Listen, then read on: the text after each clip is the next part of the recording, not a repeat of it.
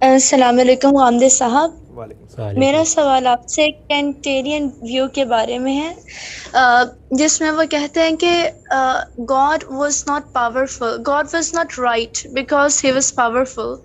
God was sorry I just mix it, جس میں وہ کہتے ہیں کہ خدا اس وجہ سے طاقتور نہیں تھا کیونکہ وہ صحیح تھا، but God was right because he was powerful. تو اس کے بارے میں آپ کے کیا ویوز ہیں؟ کیونکہ جب ہم یہ بات پڑھتے ہیں تو اس کا ایک بہت اسٹرانگ امپیکٹ آتا ہے، اسپیشلی اگر ہم اولڈ ٹیسٹیمنٹ پڑھنے کے بعد اس تھیری کو پڑھیں تو.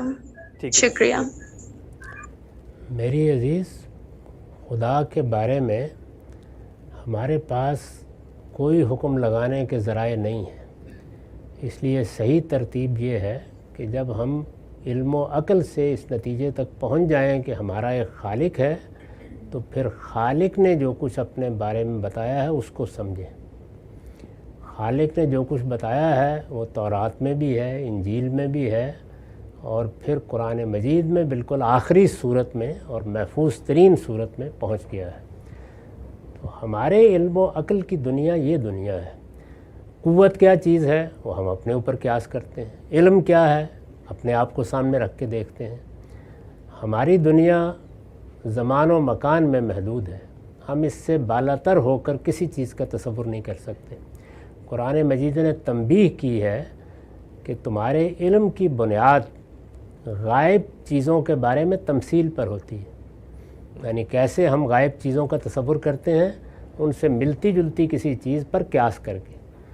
اور خدا کے بارے میں تنبیہ کی ہے کہ لیس کمثلہ شیء، اس کی تو کوئی مثال بھی موجود نہیں. انسان پر کچھ اللہ کی صفات کا پرتو پڑا ہے، یعنی کچھ قوت ہم میں بھی ہے، کچھ علم ہم میں بھی ہے، لیکن یہ بڑا ہی ایک یوں سمجھ لیجئے کہ دور کا تعلق ہے. اس پر قیاس کر کے خدا کے علم کو متعین کرنے کی کوشش کرنا، اس کی قوت کو متعین کرنے کی کوشش کرنا، اس کے فیصلوں پر حکم لگانے کی کوشش کرنا، اس کے بارے میں مفروضے قائم کر کے نتیجہ نکالنے کی کوشش کرنا حدود سے تجاوز ہے. ہمارے پاس کوئی علمی ذریعہ اس کے لیے موجود ہی نہیں ہے. تو اس لیے میرا مسلک تو یہی ہے کہ اللہ کی کتاب سے بس جانیے کہ اللہ کی صفات کیا ہیں.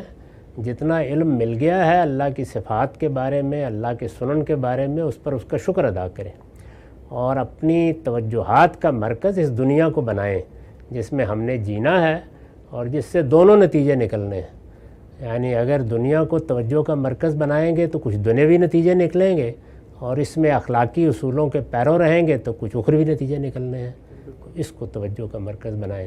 علم صرف یہ نہیں ہے کہ آپ ہر چیز جان لیں، علم یہ بھی ہے کہ آپ یہ جان لیں کہ آپ کیا نہیں جان سکتے.